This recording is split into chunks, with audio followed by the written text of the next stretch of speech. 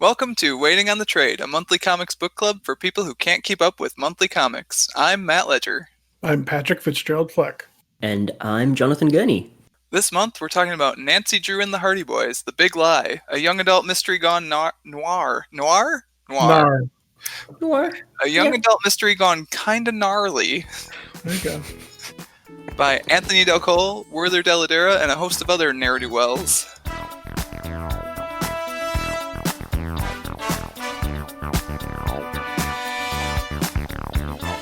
Alright, so in case you need a refresher, The Big Lie features young adult stalwarts Nancy Drew and the Hardy Boys teaming up to solve a hard case in a hard town. Because yes, this ain't your grandfather's Nancy Drew or Hardy Boys book.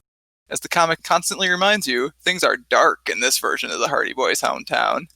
The lobsters, they don't get out of those traps. No, they do, but only at the very end. Yeah, not at a good point. Mm. So, Jono, welcome back.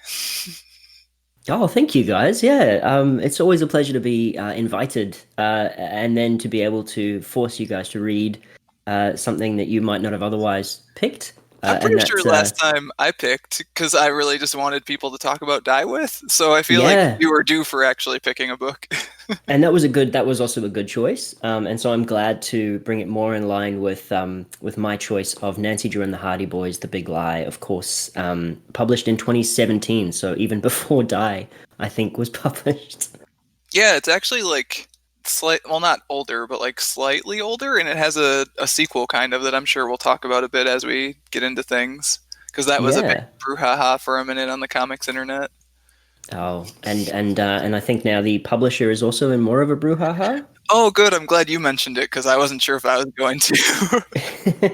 Oh, look, I think it's impossible to discuss things like the Hardy Boys, Nancy Drew, without at least touching on the fact that the books had to be extensively rewritten in the 1960s because of just awful depictions of certain minority groups and things like that. And I think but I think that also is what the series kind of stands for. It does modernize with the times. It doesn't just kind of stubbornly stick to, in some cases it does, but it doesn't stubbornly stick to some of the outdated things. So it's certainly it's fitting that we would discuss that at the same time.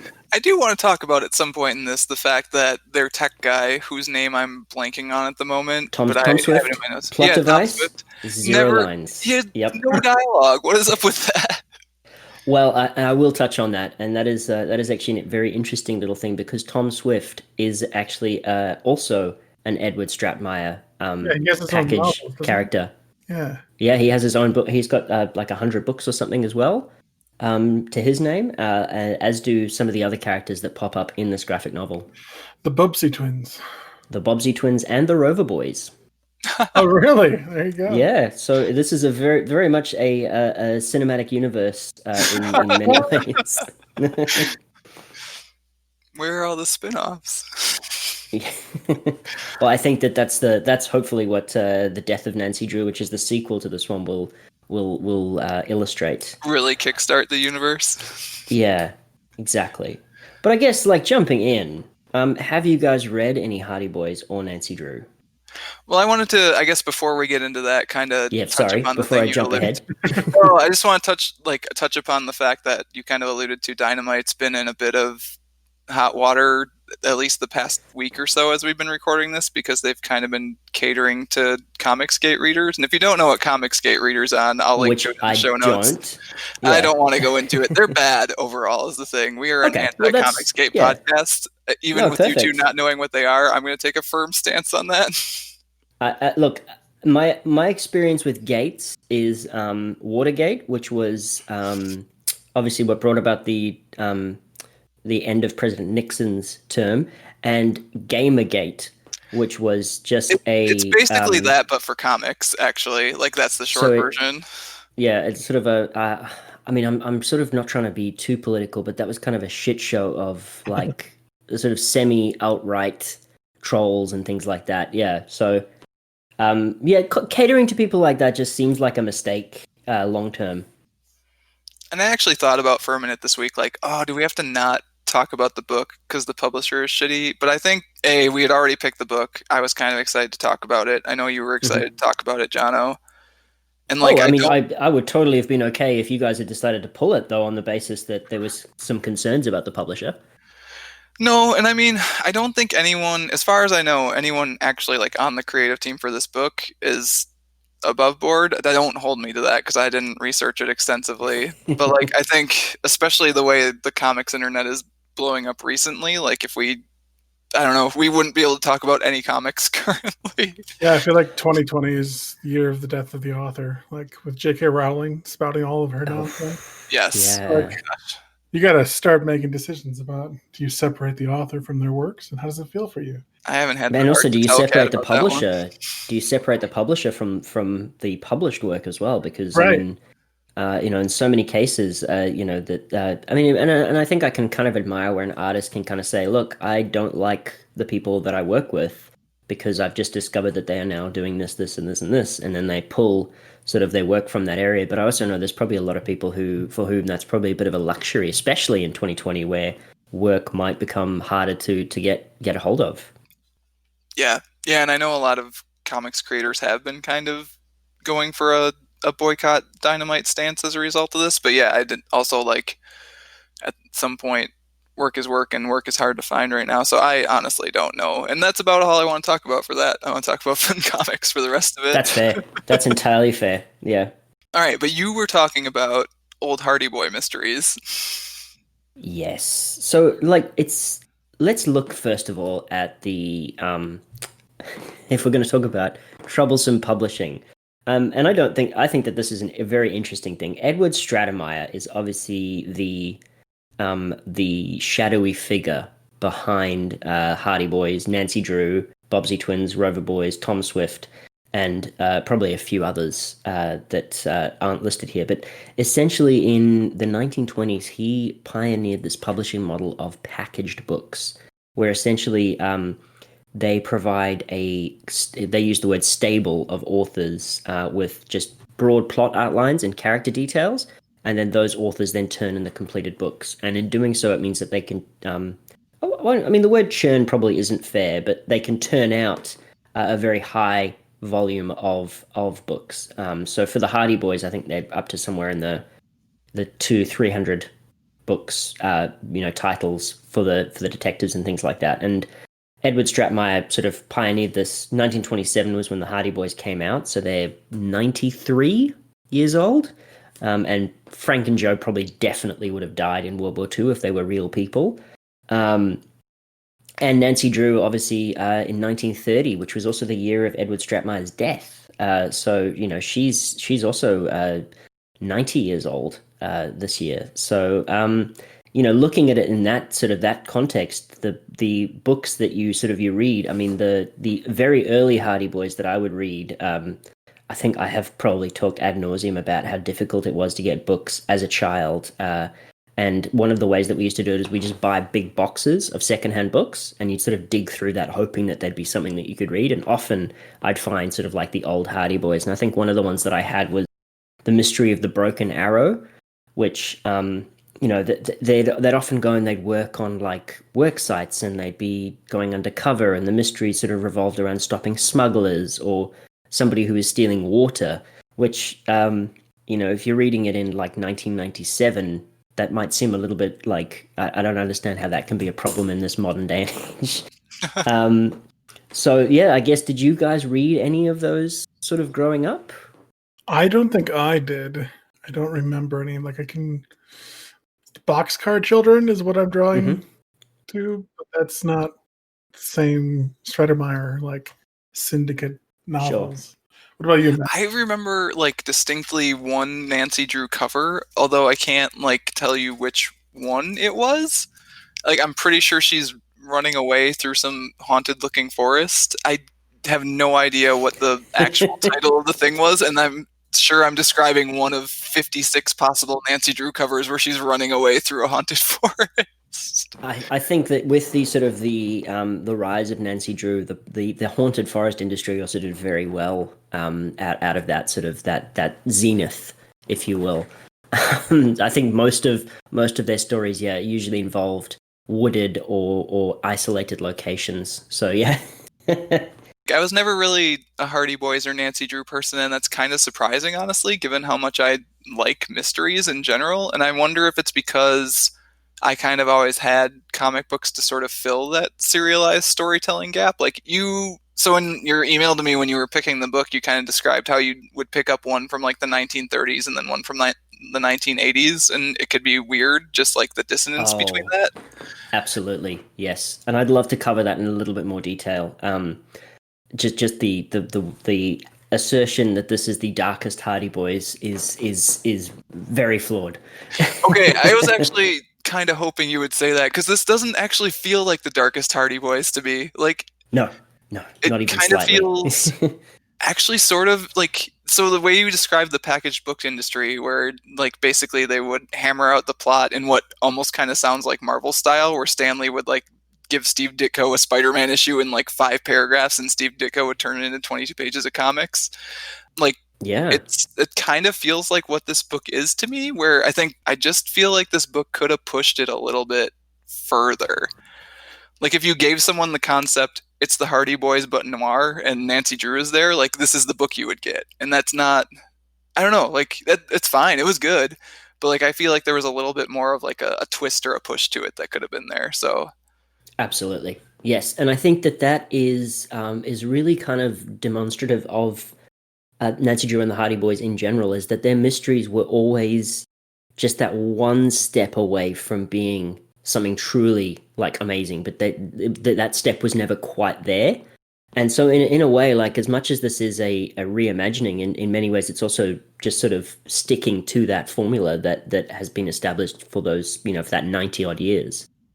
which now that you talk about it that way, of like that's just the way these characters and these properties are, I kind of love it now. Like I'm kind of into it. Well, this is very much, in my opinion, my notes. So my elevator pitch for this is it's a soft reboot of the Hardy Boys and Nancy Drew.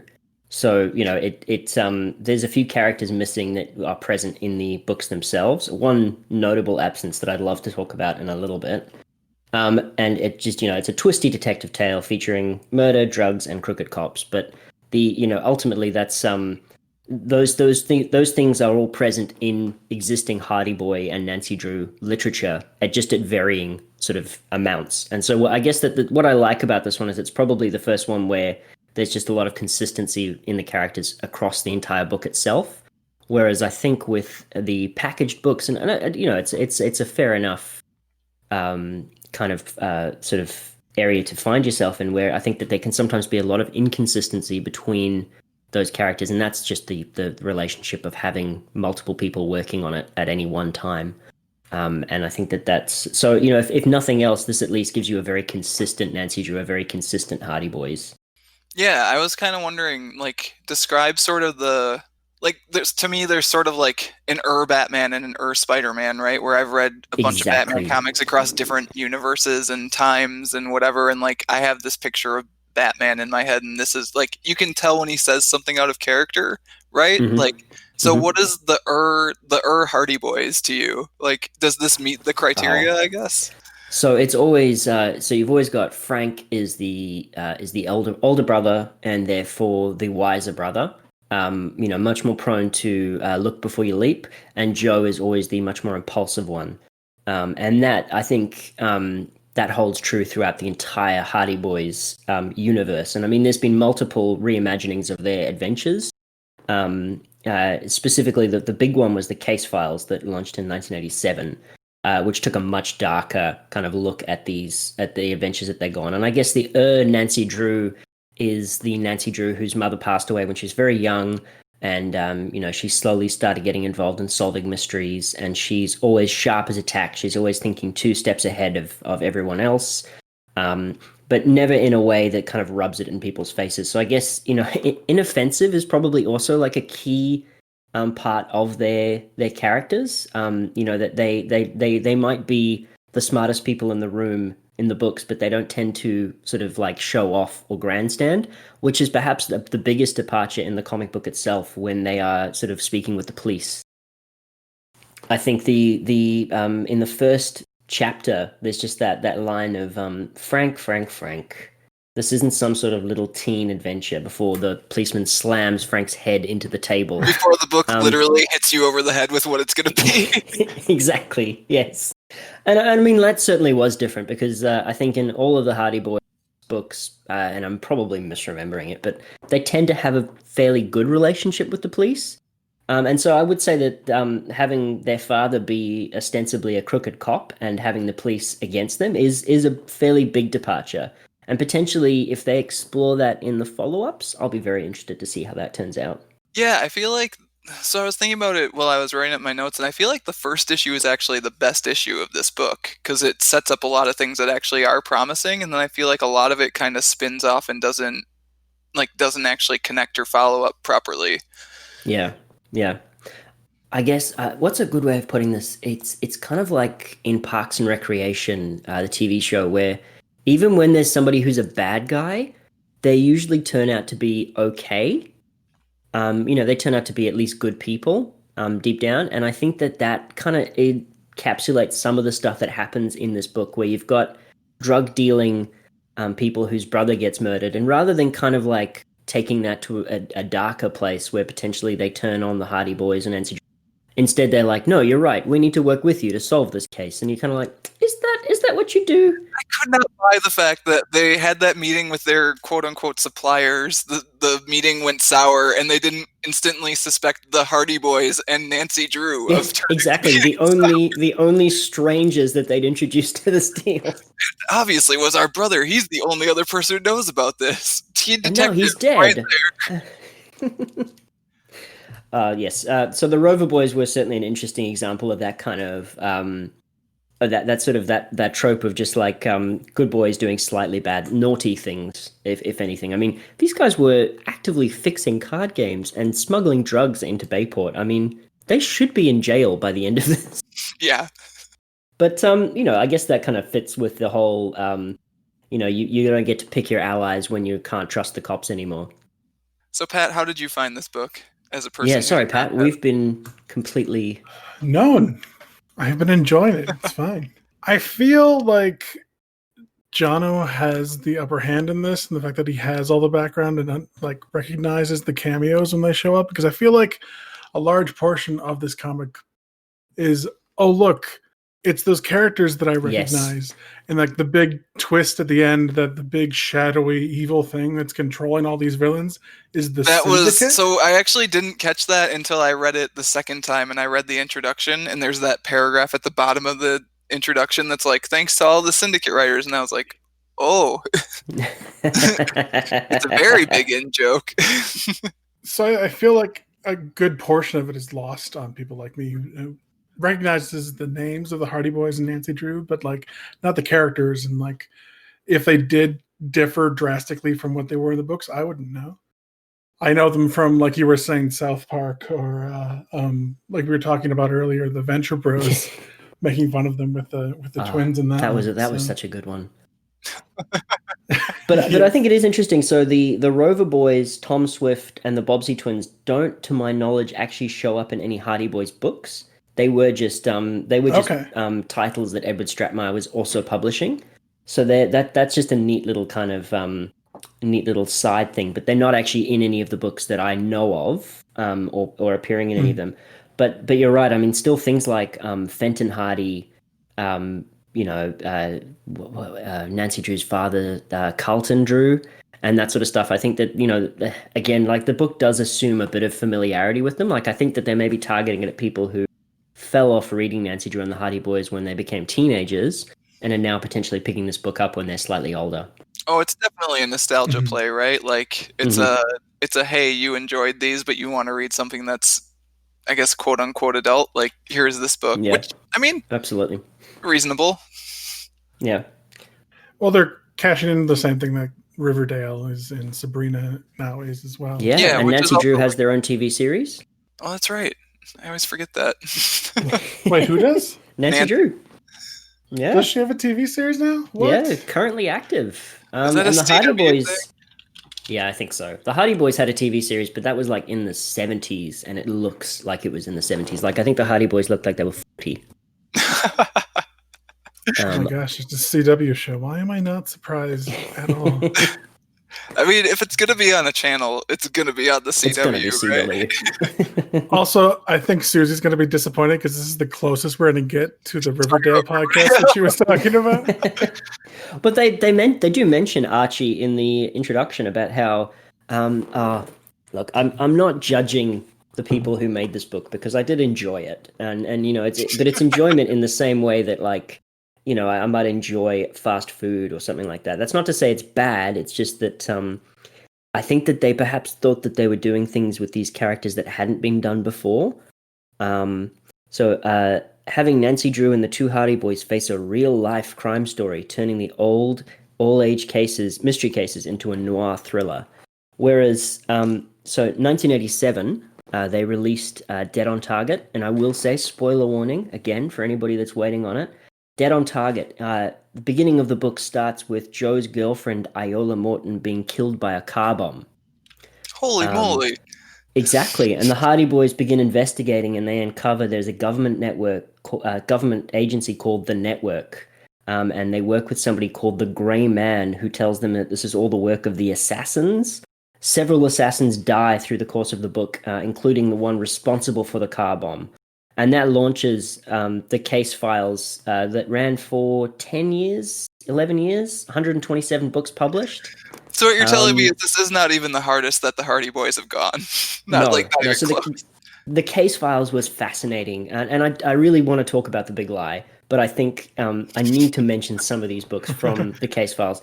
In one of the books, they infiltrate a survival camp where one of their friends went missing, and they find out it's actually a training center for a militia, and the people that don't pass get hunted for sport. And they end up being hunted for sport, and that's just like one of the books. So there's very loose kind of continuity throughout that thing, and the KGB pops up, the CIA, all kinds of things like that. So it's very interesting. I still think that again, there's probably more consistency in The Big Lie, but the case files was a very interesting kind of time for that because they really did. The Hardy Boys would use guns and they'd kill. There was sort of so I'd say the series has had many flirtations with a more serious kind of side. And I don't know that The Big Lie is the most serious it's ever been. It doesn't look like it. So I went to Wikipedia and I looked up the Dead on Target story because I just wanted to know. And like, I'm looking at this cover where a car is exploding, like the car bomb is happening on it. Yep. And the second paragraph of the plot summary starts with the sentence, Joe vows to kill them. Yeah. Like, he can't drink coffee in this one. I mean, I don't think, to my knowledge, they don't swear at all in this graphic novel. And they certainly don't swear in the case files, but they do vow to murder the people responsible for the car bomb. So yeah, sort of tonally, it's an interesting one. That is super wild, Jono. I'm so glad that we picked this book just so I could like learn about all this Hardy Boys and Nancy Drew knowledge. Well, the case files actually did lead to the first team up of Nancy Drew and the Hardy Boys, which I need to check my dates, but I'm pretty sure was in 1998. So 127 books in the case files, and then Nancy Drew and the Hardy Boys Super Mystery Series, which was 1988 to 1998. So that was 36 volume series of paperbacks as well. And then those continued for many years. Most recently, they actually had a 2012 set that got eventually got cancelled. But I mean, it's sort of. I think that's kind of where we're coming from in terms of background to Nancy Drew and the Hardy Boys. It's very much like, as you said, it's very much like the Batman, the Spider-Man. Whichever version you've read is the real one to you. And so for many people discovering The Big Lie, that's not to say that these characters aren't Nancy Drew and the Hardy Boys at all. It's just it's an interesting way to reintroduce these characters and potentially even hook new readers in. Yeah, I'm still processing now that they go hunting like basically Al Qaeda assassins after one of their girlfriends' car bomb. I'm still getting over that, so it's gonna take me a second to want to talk about this book again. That's fair. Yeah, that would be an interesting comic book. That would be something, that's for sure. Yeah. So this book, we read this one. Matt, did you like any of the characters in this comic book? I liked I liked Nancy. I think that might be it. You could argue me into liking the Hardy Boys, I think. Well, Nancy was clever, but I didn't have any warmth towards any of these characters. Clever gets Yeah. you pretty far with me. So, I mean, like, Mm, you're not wrong. I'll give you that. They did feel very smug. And again, I think Matt, you made the great point that the first issue is probably the best issue as well. When they talk about postcard days and how their postcard days were when everything seemed perfect, but all it took was their dad being accused of a crime, and suddenly they're on the other side of it. And then you have to wonder how many people they accused of crimes as teenage detectives who didn't really answer to anyone. And how many people had the same experience that they had after a run-in with the Hardy Boys. Yeah, they like always have essentially been vigilantes regardless, right? Like, Absolutely. Yeah. but like, I don't, as far as your question, Pat, of like, I think part of it is that I don't, there are actually a lot of characters in this book, wildly, for like as short as it is. So like, I don't really get to know anyone outside of Nancy and the Hardy Boys. Like, so if Yeah. I don't like them, then I'm pretty, like, I'm kind of running into a problem, right? So if you don't like Nancy and the Hardy Boys, Pat, you might have a problem. Did you have a problem? Well, I mean, it's not a problem. It just made it much more bland for me than I think if you came in with a relationship with Nancy and the Hardy Boys going into this. You know, I'm started from square one, and this book doesn't paint them in a very appealing manner. I can completely understand, and I think I agree with you. It is even knowing what I know about the characters are still very bland in comparison, I guess, to what I've known of them in the past. And so I certainly agree. Sounds of it. Good Lord. I think, like, I both appreciate and don't appreciate the fact that the Hardys are kind of like on the outs throughout most of this book.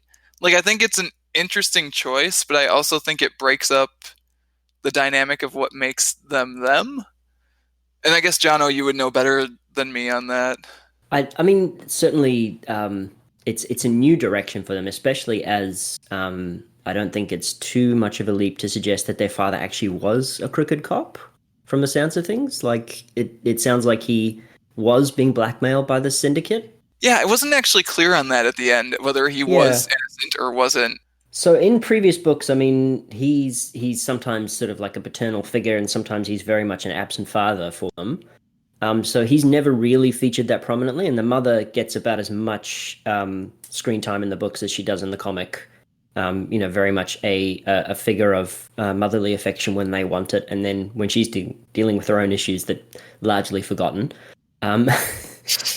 So I think that pretty much all adds up. But I think it's certainly to me it seemed like their father definitely was a crooked cop, and that was having severe impacts on their lives.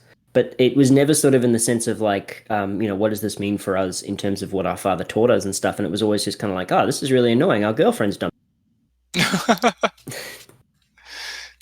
Yeah, sort of, right? I think that might be what kind of puts me off the back chapters of the book, is that it very quickly turns into a generic mystery when it should be super personal to them, right? Like, it doesn't feel like they're as invested in figuring out what happened to their dad as they're just solving whatever generic Hardy Boys Nancy Drew mystery of the week happened. Exactly. And it all seems to stem from the clock room in the first issue.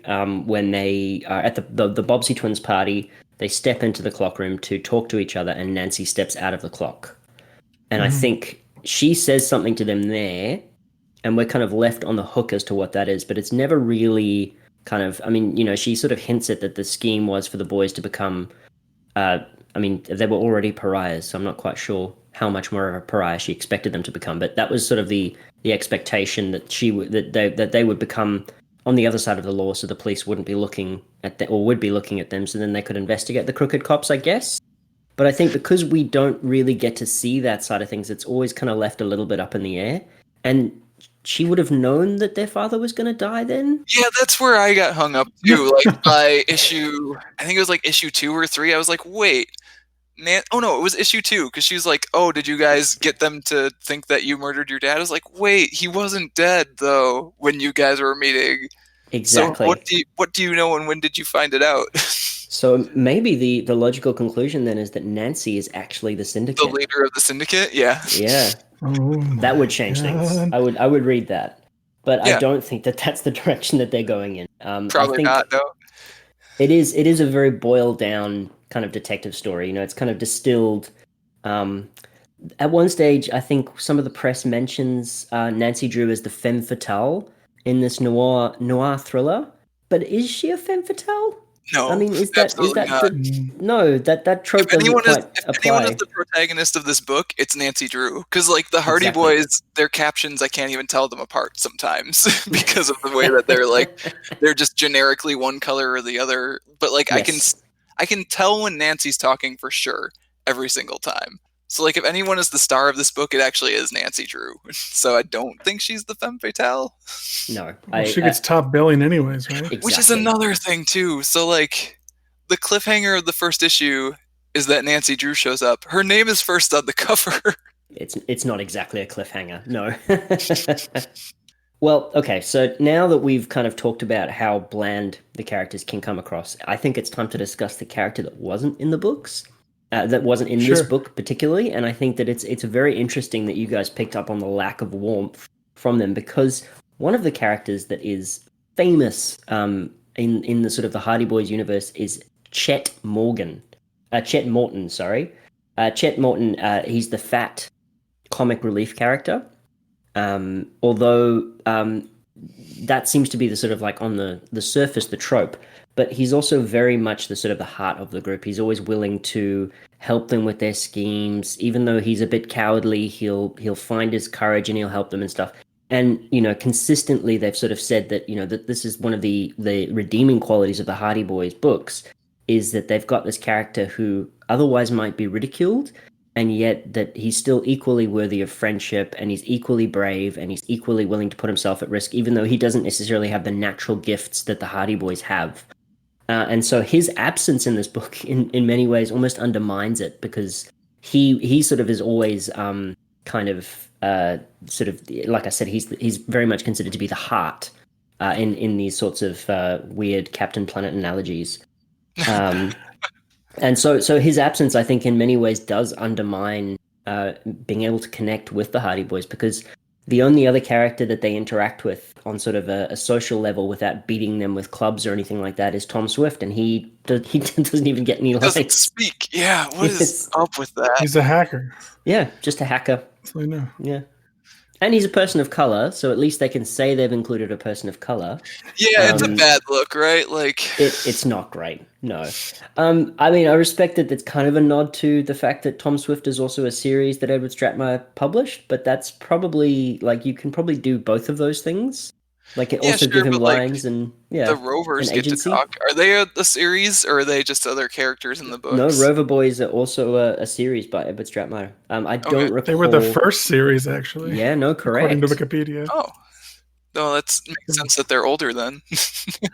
Yeah. I do think I liked their brother Sam. I think if I had to pick a character that I actually did like, it was probably Sam, and I think he came across like as at least more than two-dimensional because he was a little bit tragic. You know, he's hiding from his brothers. He's obviously not having the best of times, and he is then ruthlessly exploited by Nancy Drew and the Hardy Boys in See, the that's the pursuit thing of too. their Is own. like my deal with Sam is like I did kind of like him, but I also didn't understand why he was helping them because they're the ones who screwed him over. Time and again. Yes. So yeah, I think again, like he came across very much as a tragic figure who was used by both sides of whatever was going on. Maybe he was the femme fatale. Can we Sam. justify that?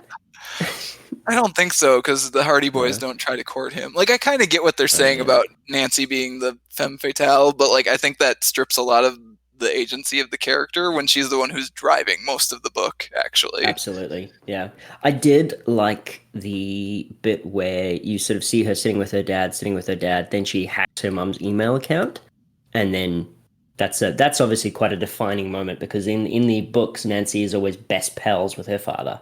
And so there's a lot of kind of I guess, and I mean, you know, it makes sense, but there's a lot of kind of references to kind of legacy in many ways. You know, the legacy of being sons of this famous policeman who turns out to be crooked, the legacy of being this daughter who then finds out, you know, that your father, who's this supposed to be this shining example of justice, is potentially anything but. And so I guess that the book kind of flirts with that, but it doesn't commit enough to be interesting in those ways.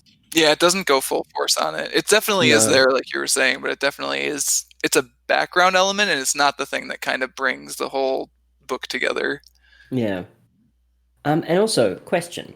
Okay, so both of the cops that interview them right in the beginning are crooked, right? They are 100% responsible for the death of Fenton Hardy. Is that everybody's read?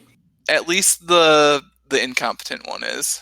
The incompetent one. Okay, so that makes sense because later on in that same issue, the two cops talk about it, and they talk about where is it? It doesn't sit right. We don't have anything on them. Can't hold them. I don't get it. Brothers, best friends, inseparable. Now they want to get into a ring and punch each other's brains out.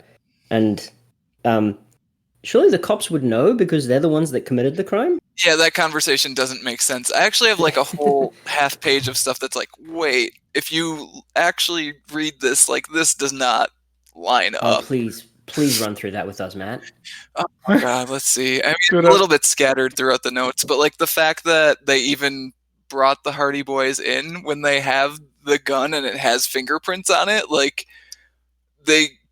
why? Like, and Yes. so then Carson Drew is apparently is not the person who did it. They faked his fingerprints on it. Why, if he's part of the syndicate? Like, what are they do? I don't know. Exactly. It's just like, what has happened? What was this inciting incident for them to kill Fenton and then frame Carson? That's an interesting thing. Like that's what I want to know the answer to. But I don't feel that we get that at all in this book, and potentially in the sequel they'll explore that. But that's sort of that's to be decided. So I think part of what happened is, so I read, I think that interview you had sent over actually from Polygon, Jono, when you were like, oh, hey, like they just started releasing the sequel to this book. Let's read Nancy Drew Hardy Boy's Big Lie. And I think the writer initially had it like as one 12-issue story and then Dynamite broke it up. So I think maybe we would have gotten, like maybe the story would have been paced differently or outlined differently or something if we'd gotten it as like the whole 12-issue thing. See, now that is much more classic Hardy Boys when the publisher would just kind of like scrap interesting storylines in favor of just actually this is a 6-issue miniseries. You must fit the constraint. I mean, but it kind of does feel like that, right? Which is, I don't know, that's super interesting that even this weird comics version of these two properties kind of like has to fit the constraints that they've been fitting into since like the 30s or whatever. Exactly. No, and I think that is actually a really good observation. I'd say that if nothing else, the writer has managed to capture that aspect of it to a T. So I don't think we've talked much about the art in this. So I guess I want, before we get like too specific on it, what were your guys' general thoughts? Like, did you enjoy it? Did you not enjoy it? Why? It was all right. Pat, you always have such strong opinions. It wasn't my favorite. And it hurts me because I did, as you say, poke my nose in your notes before we started. It's okay. I appreciate the fact that it does have an older style to it, which fits the Hardy Boys and Nancy Drew. And it obviously has the deep shadows of a noir story. But it's a little too loose for me, and I get a little confused about who's talking and what's going on occasionally. It gets a little too gloomy at times. So, you know, Kat actually said the exact same thing about the art, that it was too loose to her. And I disagree, but like the fact that both of you brought it up obviously means it's a valid criticism at that point. So you were not alone, Pat. I can definitely see where you're coming from there. Yeah. Well, I did like the art. I particularly like the flashback panels and how they, the sort of the kind of almost grainy filter that goes over it. I would say probably the art was serviceable in terms of the story that they were giving. And again, I think that that's not meant to be a dig at the art at all. I like it, but I think serviceable is probably again what they aim for with Nancy Drew and the Hardy Boys. You know, it's never supposed to be something that's a masterpiece. It's always supposed to be in service of the publisher. So See, I really liked the art. Like I would go much higher than you guys on the did I dig the art scale, I think. Like you guys are I maybe would at go like a very high. I would go very high for the covers. I think the covers were actually pretty cool. I thought that those were very clever, clever uses of like just the front page cover of Nancy Drew's silhouette with the eyes being the lights for the police station. I thought that was very Yes, cool. that's very cool. yeah, I that like was that very one. cool. And again, that sort of fits with Nancy Drew and the Hardy Boys. The cover art was always meant to draw Really you good. in. It all comes back to it. But what did you like about the art, Matt? I really like the atmosphere of it. So the fact that it's a little bit loose, I didn't mind because I thought that worked sort of in service of the like the story and it being a little bit grittier and a little bit less Mm-hmm. defined black and white whatever for these characters. Mm-hmm. I really enjoyed the colors, especially on the pages where people are like getting hit or shot. Like I Yes. feel the pages, like the page where colleague slams Frank's head into the desk. Like you feel that, right? And that's a really big, Yeah. like it's a combination between the line work, the colors, and the letters. Like there's really great, like impactful sound effects in here too. Mm-hmm. Definitely can see that. Yeah. And like you said, there's that great panel of him getting his head slammed into the desk, and then he's sort of sitting there looking at the desk, and then he thinks back to how things used to be, and it goes to a much more sort of, the colors are sort of dulled, which is the same for memory and things like that. So it is, yeah, it's in service of that it's really well. Yeah, and like there's the scene I think where colleague is in the sewers too, in that page where he's just got like the flashlight, and that looks very painterly. I really enjoyed that page. Mm-hmm. Um, and then the one where the Hardys are like beating each other up, like I also really felt those punches, I think. And again, that's kind of a combination between the line work and the colors and the like the shadow work on the inks is really cool. So I really dug it, but I could also see where like it is like loose in a couple spots, especially like I think it's issue 5 where Joe is kind of like hanging out with Tom Swift and running through the marketplace, the farmers market or whatever. Like that gets a little bit loose even for me. Like there are some very indistinct characters in those pages, but Mm. um, Now, question about that The scene. poor barrel of pickles. Yes. Such wasted pickles. Such a waste of pickles. the farmers market mainstay, the barrel of pickles. A question about that scene, though. A flip phone. So that's Colleague's big drawback, is apparently he doesn't understand technology. And then they use the flip phone to lure his contact in, right? And the reason that they're able to do that is because they're able to hack the GPS on the flip phone. A flip phone. Now, do old style flip phones, did they used to use GPS? I don't actually know the answer. We'll have to look it up for the show notes. I want to say no because I Yeah. don't remember it being a big thing I don't remember it being a before big thing. we got the smartphones. But I'm gonna make a note. I'm gonna look it up for the show notes. Hang on. And that feels a little unfair because I'm really sort of picking at No, I things, mean and at that point we're going deep, right? But but I mean, in most detective stories, there'll be that sort of moment where there'll be that plot device that lets them get away. But it seems like with Tom Swift, they get a few passes because Tom knows how to also shut down the router in a police station and things like that. he can do anything except speak, John. That's his one weakness. So my bigger issue with that particular thing where they use colleague's phone to talk to their contact and set up a meeting, Mhm. this is the biggest plot hole in the entire thing, I think, actually. Like you could drive a truck through this one. Somehow Joe's meeting with colleague's contact and Nancy and Frank's meeting with the Rover's supplier Yeah. happens at the same place on the same night and is with the same person, and that person suspects nothing. Like Yeah, what? that person doesn't just like. I mean, that's if nothing else, as a district attorney and things like that, Carson should have a really good handle on time management, and he should know better than to schedule meetings at the same time. Same time. The only Yeah. way it works, I guess, and this is a lot of credit, but maybe it's the thing, is like whoever they actually sent the thing to sent a second separate meeting thing to Carson, and he wasn't even the person they actually all talked to. They all just got like shell gamed there. Like that's Well, the only thing that makes any that does sense. make sense. Is then Carson is then shot at that point. So it does make sense that it was a setup for Carson. But we're not. I mean, all we're given is that he's shot. We're not actually given any of that kind of background to the shell game. I mean, a lot of that is you have to fill in those blanks. But I mean, certainly Carson was being set up because he is that they attempt to murder him on the spot. The syndicate, I presume. I'm guessing it's the syndicate who attempt to do that there. Yeah. Possibly one of the cops, although we don't really ever find out. Maybe we'll find out in the sequel.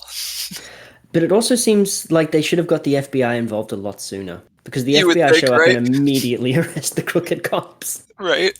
The cute ending where it's the syndicate is good, but at the same time, it robs the story of an actual villain. Yeah, like this story does not conclude. No. Like it's, these cops did it, but they did it because someone else told them to do it, and we don't know why and who.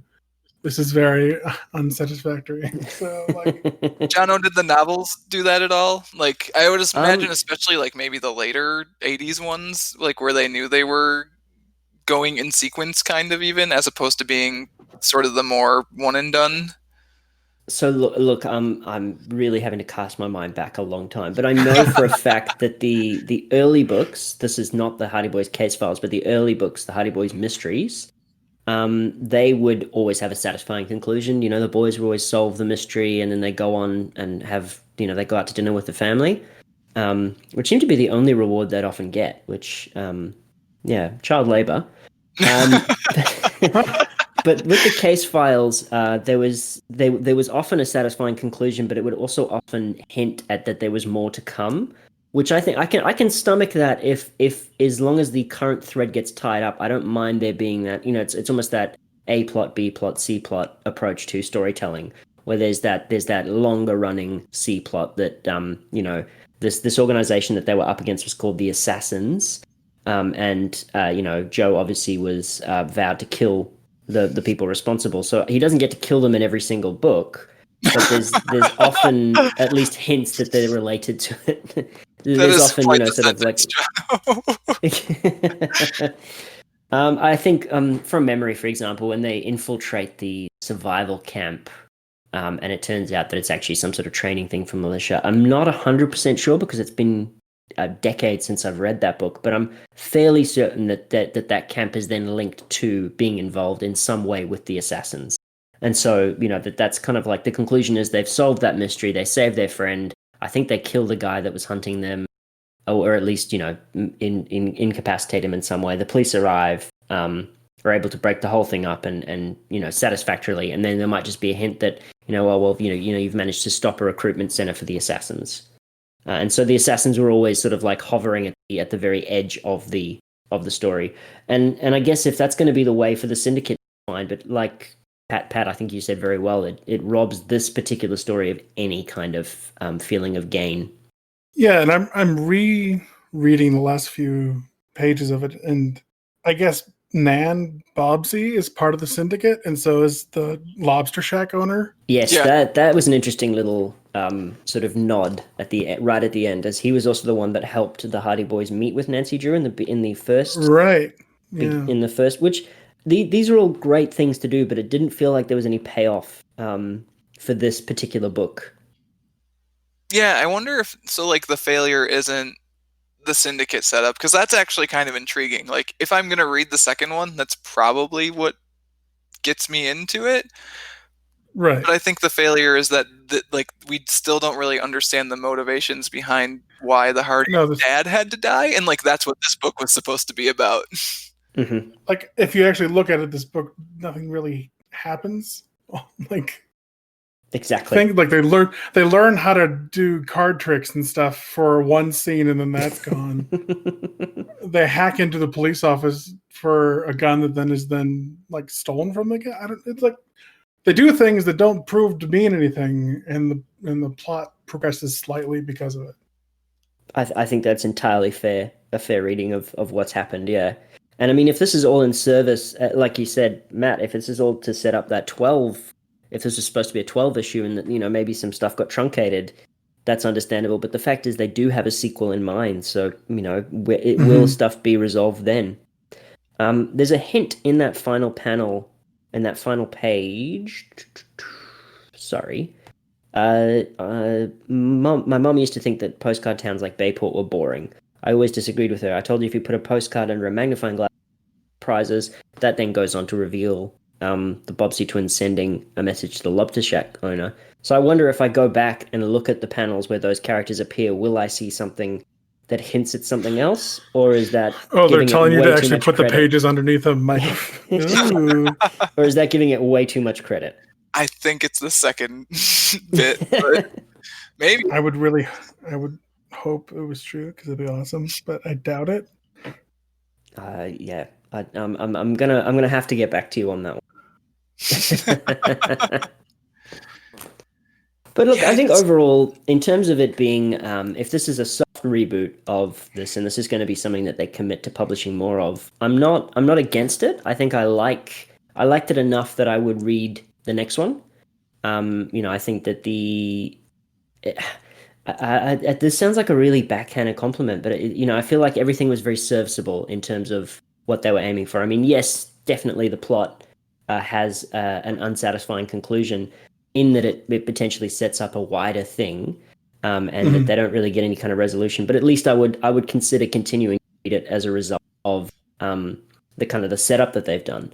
But I get the impression potentially, Pat, that isn't something that you would agree with. It purely on the basis that potentially the characters didn't endear themselves to you. There wasn't really anything in the story that felt new. Like, I've seen this story play out many times in many different media. So I don't know if there's enough to get me to get the next 6 issue to find out who the syndicate is and who's involved. And if Tom Swift gets lines in the next 6. Right. So we always ask that question, right? Of would you read the next one, or would you recommend this to someone? And I think where I came down on with would you read the next one is I would read it. If it was in a library, I think that's where I'm at. I'm curious to see what happens. If it's on a Comixology sale for $5 or something, I might pick it up. If I find it in a library, I'll grab it, and I'll be excited to grab it because I kind of want to see if the threads come back around and there actually is a satisfying conclusion, or even a motive for Fenton Hardy being killed, because I still don't really understand why he was killed, and I think that's the big failure. Absolutely. Yeah. So I would pick it up, but I don't think I'm going to go out of my way for it. I think that's entirely fair. Yeah. I think both of your reasonings are they make perfect sense. This is this billed itself very much as the darkest that the series has ever gotten, and I think, as we've discussed, it sort of fell maybe a little bit short of where we've previously seen them. I'm kind of wildly I was already sort of at, the book gave you exactly what if the Nancy Boys and Hardy Drew what if it was them but things were serious. I was yeah, it gave you that, but it was kind of fine. It's still within the parameters of that concept. Nothing really. It was safe. It was really safe. It wasn't blowing girlfriends up in cars and hunting humans. That's the thing, right? Is not only did I find out that you guys agreed, but also I found out that other writers have done wildly less safe things. So I want to see those things. So one thing I think that I think bears mentioning, just because we sort of touched on representation, I talked about Chet Morton in sort of he was sort of the heart of the Hardy Boys, so to speak. There was also a lot of kind of and I mean, this is one of those kind of things of, it's either there or it's not for you. But, in doing my research on it, there was apparently a lot of sly nods to LGBTIQ plus in terms of Chet Morton and his kind of lifestyle. And I was actually quite fond of this because it was Leslie McFarlane who wrote many of the series originals. They would always emphasize Chet Morton had great pride in his old jalopy, the Queen. And that was always a very subtle kind of nod. And I think that kind of subtlety is something that I can admire, even if it's, even if it was really subtle for the time, and it doesn't really and I think that this book doesn't have any of that subtlety. No, not so much. If we're looking at kind of very sly nods and things like that, this book either telegraphs it or we're Mhm. reading way too much into something that isn't there at all. So like the page that sums up the book for me actually is the page where they're talking to Sam, and Sam's kind of like detailing the Rover Brothers like criminal empire. Mm-hmm. So the composition of the page is interesting to me. Like it's got like one of the big inset middle panels with the Hardy Boys, Nancy Drew, and Sam in it. It's got the criminal empire like drawn out with a Sharpie or whatever, sort of, but like it's Mm-hmm. facing me, the reader, and it's got those surrounding panels. Like the page layout is actually interesting, and like I enjoy looking at the art. And then like I look at the criminal empire of the Rovers, and it's like the word goons is in there. Like what? Like it's so straightforward and just kind of like exactly what you would like expect in a like there is none of the like there's none of the subtle stuff. Like it says the word goons. If somebody Multiple times. if somebody put that kind of flowchart up at work, I would assume they were having like a stroke, because there's just the word me circled and then online on either side. And I mean, like, I guess, It's so you kind of have to. unspecific, right? Like Yes. what does that even? I'm online twice. And then cops, question mark, Yeah. question mark, question mark. Yeah. Goons, businesses, bling. Sorry, no, the order of importance is bling, goons, businesses. I think that's supposed to be gambling, and it's cut off by the Gambling. other That panel. makes sense. But Yeah. I mean, No, bling. Bling- I like bling. bling is also good though. Like the goons need It works. bling, and they give it to the businesses. And goons, muscle, and cops, again, as though. Cops? And, like, Question mark, cops? question mark, Like the question mark? cops aren't connected to any of the other bits. No. Like it just, I mean, maybe it's just how little Sam knows.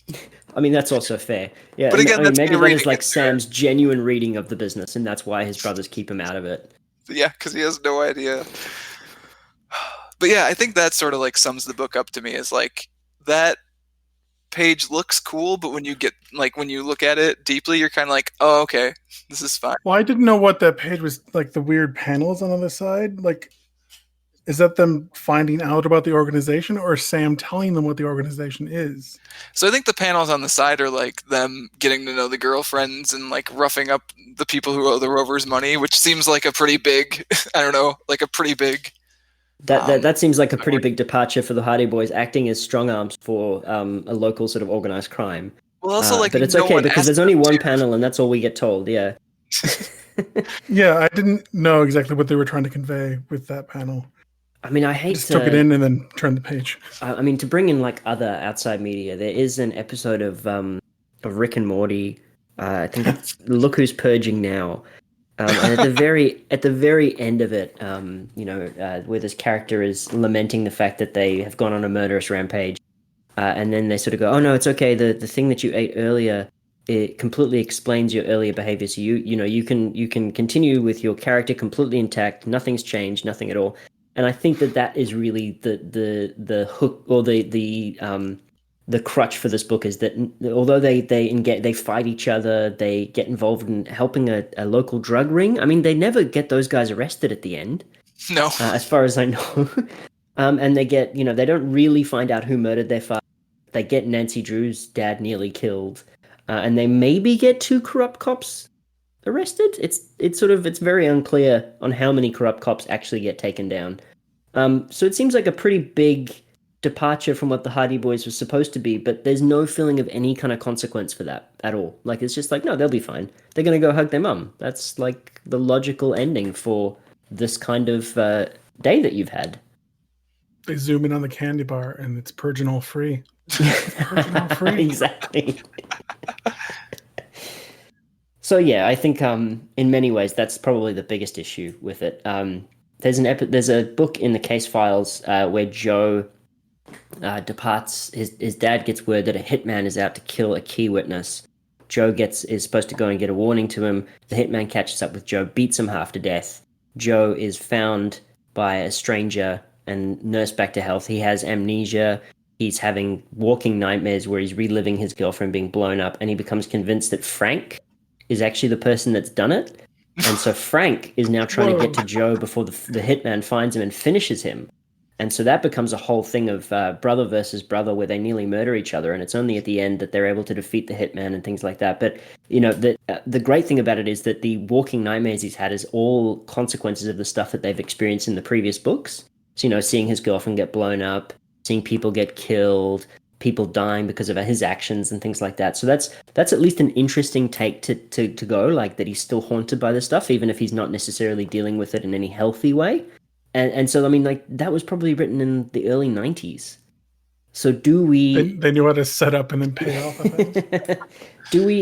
Should we expect more, I guess, is the question. I mean, if this is stuff that's already been done in 1987, should we expect more from our Hardy Boys, or should we expect that it should largely stay Purginal-free?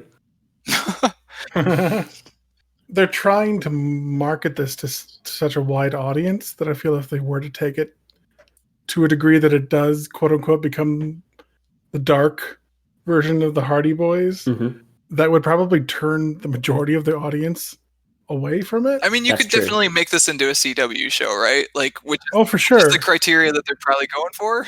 That's probably like half of something on a whiteboard somewhere, just like Goons, comic book, and then CW question mark. Like, drugs are such a safe thing. Like, it's not human trafficking. It's not anything like, oh, they're into drugs. Oh, so hard. I mean, and like, what kind of drugs even? Like, the kind to fit into a hard drive. Yeah. I mean, that is also like an awful business model because you will not be able to fit many inside that. In terms how many hard drives were they selling? You can still resell the hard drives, you guys. You're not losing any money on the hard drives. You can recycle. Hey, there were some really cool retro games on those hard drives. So. It's an interesting premise, and it's interesting enough to get people like us to like, okay, well, this could be something. And it's safe enough that people who are into the more wholesome version of the Hardy Boys and Nancy Drew get that as well. So they hedged their bets as much as possible with this. I think that's a very good read of it. All right, so Jono, if someone, this is an interesting question. If someone liked this but wanted something else that might be better, what would you recommend to them? I would recommend that they watch Knives Out. Yep. Yes. Yep. Or, I mean, like, read the Hardy Boys case files if you can get your hands on it. If you like the Hardy Boys, you might like some of their other adventures. But if you wanted, if you like Nancy Drew, apparently her reboots were much less kind to her, to the point where there was a huge writing campaign about they said that they'd made Nancy Drew into an airhead. So potentially this is what we're seeing as a bit of a course correction on Nancy Drew. Yeah, definitely. There's probably much better detective noir stories out there that you can enjoy. Just Knives Out is probably like an excellent example of that. But even like watching some of like the Agatha Christie stuff, those are not necessarily as noir, but those are much twistier mysteries that at least have a good payoff at the end. More compelling for sure. Yeah. Way more compelling. I guess like if you do enjoy the Hardy Boys, do check out the case files, because if nothing else, it is. The case files sound wild, Jono. I'm gonna try to find those. I'm kind of furious that this isn't an industry that I can still get into, because like copywriting is one thing, it's fine, but I would love the freedom that being a packaged writer sounds like it gives you. I mean, you don't necessarily get a lot of pay, and it's not like you're getting to use your own characters, but there is also like a certain amount of freedom. You just get to write the thing, right? Like somebody hands it to you, they're like, write this. That actually sounds wonderful to me as a writer. It's like they're hunting people for sport, but it's the Hardy Boys. But it's that sort of style. It's like just take an existing thing and we'll add the Hardy Boys. And that seems like it would be like much easier to write than having to come up with your own ideas. For sure. Jono, do you remember watching the movie Brick? I'm not sure if you were there for that when we watched it in Australia, but it's also a Rian Johnson movie. Oh, I have to watch it then. I haven't seen it myself, no. Okay, it's one that Cal really liked, and he had us watch it. It's basically like high school noir, and it's got Joseph Gordon-Levitt as the star. Mm-hmm. And I don't remember specifics about it, but it was very good. So I think in the Knives Out vein, I would recommend that if you're looking for your young excellent. adult noir. I would then recommend, if we're looking, strictly at Rian Johnson, I would also say Brothers Bloom. which is also very good, and also by him. I haven't seen that one. Mark Ruffalo and Adrian Brody make for excellent con artists, brother. All right, Pat. I What don't want to reveal. movie do you want to review? I don't. There's The Last Jedi. I think that's left. I was about to say that The Last Jedi. Some really interesting things. I liked it. Yeah. I liked parts of it. I mean, we could have a whole podcast about that. We're going to say that the Star Wars nineology ended there and did not continue, which was a strange thing for. It's just like Indiana Jones. It ended way back when, and they never made another movie. It's a shame. Yeah. It's a shame. No, I mean, the first season of True Detective is pretty awesome if you want that kind of mystery. Oh, man. That's going a little hard for this book. Hey, man. But I think, again, like, if you want something that actually has some edge, I think that's an excellent recommendation. Yeah. That is true, actually. And if you want, like, stories about the cops, definitely The Wire. The Wire, probably. Yes. But imagine The Wire, but Hardy Boys. So maybe that's our pitch for CW, guys. The Wire, but Hardy Boys. I mean, that's kind of what this is supposed to be, actually, like, as much as we're joking about it. I'd say that's a fair read, yeah. If you're looking for comic book mysteries, I mean, I haven't done too much. Like, The Long Halloween's probably the closest thing I've got, but... If you want to talk about a book that you could drive a truck through the plot holes in, oh, baby, then you should read The Long Halloween. Well, like, The Long Halloween or, like, Watchmen is technically a mystery. I enjoyed Gotham PD. I thought that was a really good kind of, like, again, Batman is always sort of present, but at least in this, he's more of like just a shadow in the background, and it's just like ordinary police having to deal with just the incredibly frustrating things that happen. Like dealing with the stress of your partner being frozen by Mr. Freeze. So I'd say some of the mystery in that is quite good, and there's that corrupt cop kind of aspect to it as well. Did they bring up Blimpgate? I don't know what that one is. Oh, okay. Well, they didn't really scratch the real surface of the underbelly. This podcast has a whole secret theory about why Gotham City has so many blimps flying around. Oh. We like to call it Blimpgate. We probably shouldn't bring up more gates in this episode, though, Pat. It's the only gate that I stand for, Matt. It's the only one I stand for. If you don't stand for Blimpgate, you'll fall for every other gate. That's right. That's right. Related to that, actually, is one of the writers of Gotham Central, Ed Brubaker, recently launched kind of his own take on like young adult noir called Friday, and the first issue is out, and that is actually good, and it is what you want out of this concept. So I would recommend that. That's good. It's pay what you want too, and it's like a digital download. So awesome, which is very nice. It's very accessible. Just one last short comic. It's based off of a Neil Gaiman short story, so it's sort of cheating because you can't really compare the writing to this to Neil Gaiman. But what are you going to do? The comic book is called A Study in Emerald, and it's similar to this in the fact that it takes Sherlock Holmes and takes a twist on it. I can get behind that. It's pretty fun, and it's only like one issue. It's a short story, and I don't think Gaiman's going to go back to it, so it probably won't have a continuation, but it's fun. So check it out. Nice. I think that's, I think we all agree that pretty much we wouldn't recommend this one just on the basis that it is not necessarily the most satisfying of mysteries. I mean, I guess it really depends what you want out of it. Like, right. If there are people that if they said, I really like Riverdale and I really like the Hardy Boys, I would be like, hey, read this book. Or like, I really like Riverdale and I really like Nancy Drew. Like, I don't know enough about the TV series, I guess, to know if I would be like, hey, if you like the Nancy Drew TV series, here's this book, you will like it. Mm-hmm. Well, also it's age appropriate. Like, you could give this to a 10-year-old and not worry about. Exactly. It's just dark enough to not leave mental scarring. And that gives it a huge in with libraries, because libraries will purchase this and it'll go in the junior fiction section, which is, so typically we've got junior fiction, young adult, and adult. I mean, that's just us, WA. But I mean, so what that means is you'll have junior fiction, the comic books will go out every day. Young adult, the comic books will probably sit there. There might be one or two kids that will come in and actually access them. And then adult fiction is when you'll get a lot of the comic books again being used. So sort of that if this was a young adult comic book, it probably wouldn't get read as much. But if it goes in that junior fiction area, it'll be like a revolving carousel. Like it'll just be going in and out. It's got to get that PG-13 rating. Exactly. Yeah. Okay. Well, unless you guys want to keep talking about the Hardy Boys series, in which case I can just recount everything I can remember. I have actually really I've really loved getting to hear so much about the wildness that is the actual Hardy Boys book and like bring that context in, because I think if Pat and I had just like randomly chosen this comic and discussed it ourselves, we don't know any of that. So it's actually been really great to hear that from your perspective.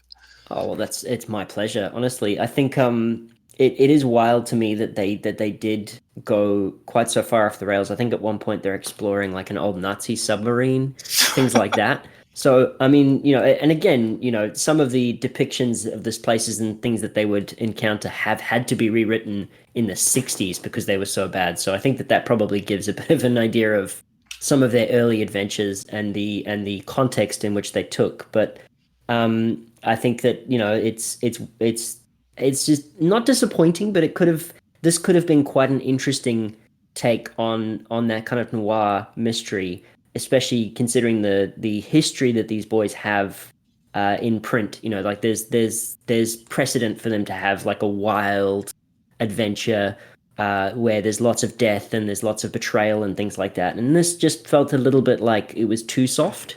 Like they just didn't want to go as far as they had gone in the past.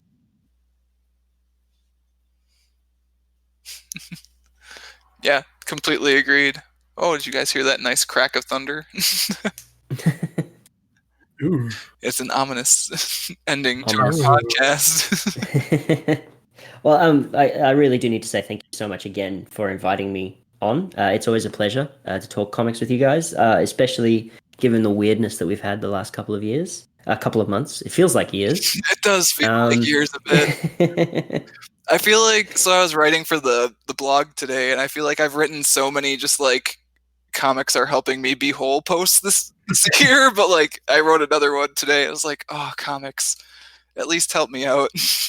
Oh, I can completely understand. Yeah, just gets you through. All right, I think that's going to do it for this month's discussion of Nancy Drew and the Hardy Boys, The Big Lie. As always, if you want to get in touch with Pat or myself, you can find us on Twitter as @thehypnotoad and @mattledge, respectively. You can also email us at waitingonthetrade@gmail.com and read more comics-related goodness at mattreadscomics.com. Jono, where can people find you online, assuming you want to be found? Probably I'm most active on Instagram, where I'm Jono Gurney, all one word. And it's mostly photos of where I live in Albany, Western Australia, and photos of our very strange-looking dog and our 2 cats, and sometimes food. So if that's your thing, you are very welcome. This was very enjoyable, and I feel like I have been enlightened about an entire corner of fiction that I did not know about, and like that is a great use of an hour and a half of my time. I'm really glad to have provided that for both of you.